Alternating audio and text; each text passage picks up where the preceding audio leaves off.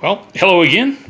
The plan is to take this and hopefully make it end up looking like this. And yeah, that's a live steel dagger I have there.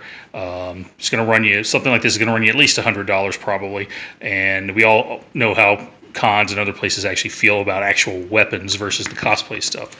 So that's why I'm going to be trying to make a dagger out of a paint stick. So now, why a paint stick? Very simple. They're cheap, free actually. You can just go to the paint department of a hardware store, ask for a couple, and they'll give you more than you need. Anyway, they're also made of pine. They're very light, and they're made of wood. And the important thing about wood versus the craft foam that I've been working with up to so far is that if I try to put a little bit of an edge on this, the wood will actually stay rigid, unlike the craft foam. Another option, or another thing the paint stick has going for it, is that it's thin. The thickness of it is about the same thickness of the blade. So ideally, I can do my shaping just by sanding it down. And with that in mind, let's go to the first step. I trace the shape of the blade, and you can see what I've done here. Onto the front of the paint stick. I also drew a center line on the front and the back, and that's just to give myself reference points. Anyway, basically that's running up to where the guard is going to be. So the plan is to go out, sand these areas down right here. So I've got the basic shape of the blade, and then once I've done that, I'm going to use that center line reference, and I'm going to remark just by hand a center line on the edge of the paint stick, and I'm going to use that to actually hand sand a bevel into the paint stick to give it that that cross shape right there. That is what you need to have a realistic looking dagger. So with that, I will talk to you in a bit. Bye. Okay, part two. What I did was I went outside, and using the the lines I'd marked out on here, I used my scroll saw to take the wood off, just not quite. Come on, focus. There you go. Not quite up to the line. You can see what I did there. Whereas on the other side of you can see it's down to the line. What I did was I did the rough cut with the saw, and you could certainly sand it all the way down if you wanted to. This is these things are made of pine. They're very soft. They're very easy to sand, especially with coarse paper. But the idea was get it up close to the line, and then just sand gently down to the line. Because remember, you can always take more off, but you can't put more back on. So that's what I'm operating under here. So anyway, this is sanding sponge. It's got a couple of different grits on it. I just happen to have this laying in my parts bin, so I grabbed that. I'm using that to sand it down. You could certainly, if you wanted to, duct tape some regular sandpaper onto a small block of wood. If you have a hard sanding block, you could use that. If you have some kind of power sander, you could use that. Just do a light touch, and go as slow as you can. Anyway, the challenge that I'm doing for myself here is I want to make this out of everything I have laying in the house. In other words, I don't want to have to go out and buy anything. And it was, I was looking around for some sandpaper because I was going to make a sanding block, but happened to find this, and this works a little better. So anyway, the next thing I got to do, obviously after sanding this other edge down, is I'm going to take a pencil, and what I'm going to do is I'm going to take a pencil, and on the edge that you see right here, I'm going to eyeball the center line on here. And what that will do is that will give me a guide for removing the material. So I'll have the center line on the front and the back, then I'll have a center line on the edges here, and that'll tell me where to remove it. So when I'm done, I'll actually have something that is actually shaped like a knife and cross section. So with that, talk to you in a few. Bye. Okay, here it is after I've done some sanding on it, and let me show you what's going on here. If you look real carefully here, I'll give this a second to focus. Yeah, there you go. You can still see the pencil marks I put along the edge, and again, that was just to give myself a visual guide on where to stop sanding, how far to take it. I'm not trying to get any kind of razor edge on here. I just want a plausible edge on it. And this is the top half of it, and I've only sanded this down coarsely by hand with this is sanding disc 60 grit. You can certainly do this with a with some kind of power sander, but you might end up ruining a piece or two because this is pine. It's going to sand down very, very quickly by hand. This only took me maybe 10 minutes or so to get the rough shape that I'm looking for here. So anyway, you can also see that I've still got most of the pencil mark I had on the center line there still in place. And again, I wanted that to give myself, again, that visual reference of where the top of it's going to be.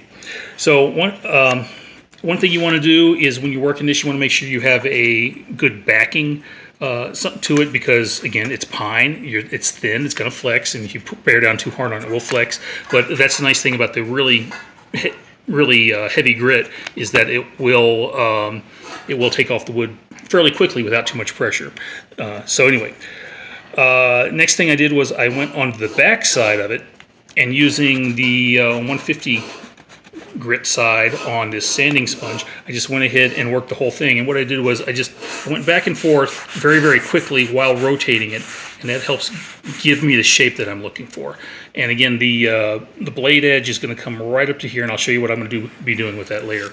So with that, a little bit more sanding is in store. I'm gonna, after I finish with the 150 side, I'm gonna go down to the 220 side. And again, you don't have to get a sanding sponge. You can do this with regular sandpaper by hand, but you do want to sand it down to at least 220 because you need a very smooth finish if you're gonna, for the paint.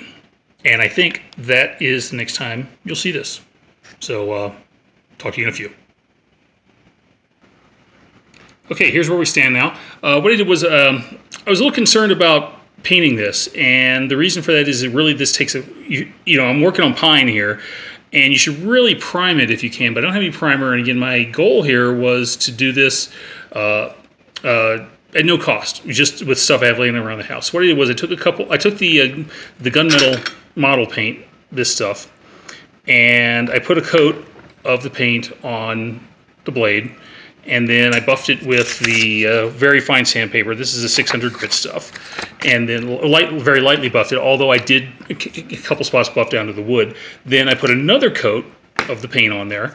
And then after that, I buffed it again with the sandpaper. And then I put a coat of the flat steel paint on there. The flat steel's got a bit of a sheen to it, as you see, but it's not too bright. And then the plan here is let this cure thoroughly, and then again go back and buff it with the sandpaper. And after I do that, I should be able to get probably 3 or 4 coats of the steel on there, and that'll keep the black from showing through like it is right there. But it's okay if the black shows through a little bit, because the blade might not be perfectly forged or something like that. And if you're looking for something ideal, don't think this is where you're going to get it. But anyway, like I said, this is kind of a test bid, and we're going to see how things work out. So with that, I'll come back and show you how things look in a little bit. Bye. Okay, here's where we stand. Anyway, I've put multiple coats of paint on the blade. Again, I started off with a couple of coats of the gunmetal, and then I followed that up with some coats of the, where did I put it? Oh, it's laying around here somewhere. Anyway, of the flat steel. And then on top of the flat steel, I brushed on a little bit, come on, focus, there we go, a little bit of silver, just dry brush it on, just a little bit, just to kind of bring up the highlights.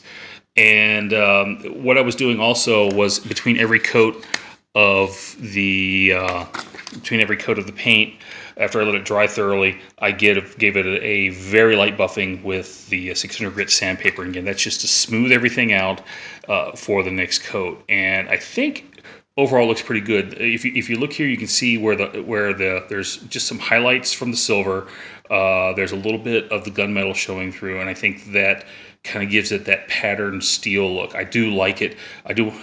Unfortunately, I did scuff the paint while I was doing the next step on the blade. I'll show you that here in a second. But that's okay, because like I said, I'm just going to go back and I can just dry brush a little bit more of the silver on. So anyway, what I did with the blade was I took it outside and used my scroll saw. But again, you can use pretty much anything, or you don't even have to cut it down. What I did was I cut the blade off right there just to give this a long tang, and I'm planning on keeping this tang pretty much as is, although there are a couple little bits of wood here that I might glue on here just to give it a little more bulk. We'll see. The other thing I did was I copied the actual hilt from my real dagger onto a piece of the foam, and then I cut that out, and then I shaped it pretty much by hand. I just used the knife, then went outside with some sandpaper, took off the pattern. I left it, there's a little bit left on the back here, but no big deal. And then finished it with some 220, and then finally I wet sanded it into the final shape with, again, some of the 600 grit stuff here.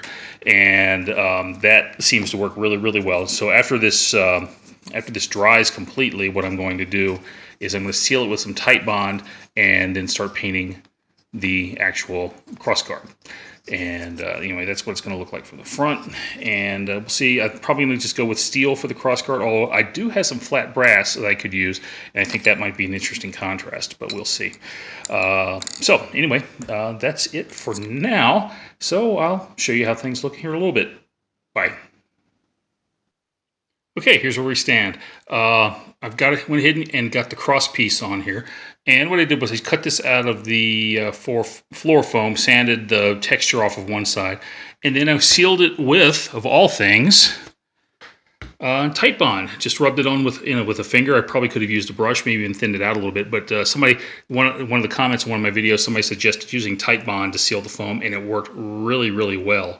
I did, of course, buff it with some of the super fine 600 grit sandpaper. Yeah, that stuff. Between coats, I think I put on 3 coats of the Titebond. And then I went back and I painted it with the flat brass, and the flat brass actually came out looking pretty good. Paint came out looking pretty good. Again, buffing between coats. So so far I'm looking pretty good. So anyway, to keep going now. For the hilt was just a little too skinny. So what I did was a couple layers of the 2mm craft foam. You could probably go with 1 if you wanted to. And then I have the pommel piece. And what I did was I was digging through the craft drawer. Let me see if I can get this to focus. Yeah, I found this button with this nice little moon and star pattern on it that I like. And then I found just a little wooden, just a little wooden ball. So I sanded down one side of the wooden ball until, see again, focus, until the button sat flat on there, and I sanded a little bit off the bottom side where it actually attaches to the hilt. So, and then what I did was I just took the foam off and then cut the hilt down small enough to fit inside the hole that was already pre-drilled in the button. Although I did drill the wooden ball. Although I did drill the hole out a little larger than it was, and then I just filled the hole inside of this wooden ball with epoxy, pushed it down on top of the little bit of hilt, and then put the button in place. So right now I'm waiting for the epoxy to cure. That's why I'm holding this funny. And anyway, once I'm done with that, I've got some leather scraps that I'm going to use to wrap the hilt, and I think at that point we will be done. So I'll show you how that looks here in just a few. Bye. Okay, here it is, final product. Overall, I'm pretty happy with it.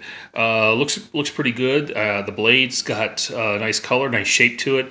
The guard is looking fairly good. Although I'm not really happy with the guard. If I was going to do it again, I think I might actually use a small piece of pine and shape it with my scroll saw and a sander. But again, it doesn't look bad, but could look better. The hilt I wrapped with some leather, and all I did was to get these strips here, I just cut some thin strips off these leather scraps that I had, and then wrapped them around. Used contact cement at each end of the leather itself, and used that to hold it down. But I grabbed it. I pulled it fairly tightly, so it's actually holding itself in place mostly by friction. So this area here in the middle is just not glued at all. The pommel, let's see if I can get it to focus. Yeah, there we go. Pommel, like I said, I just took that wooden bead and I sanded it down flat on the one side so the bead sits fairly flush. Then I went ahead and painted it with that flat brass, so it matches the guard. And again, overall, I think it looks pretty good. Not bad for costing me literally $0. And the only effort I really sunk into this was time, but this was also a bit of a kind of a proof of concept to see what would work, what wouldn't work, so, because I think my next project might end up being the yardstick longsword. We'll see about that though. So anyway, overall, I'm not really displeased with it. And if I was to compare this to the original steel dagger, well, you know what? Not bad.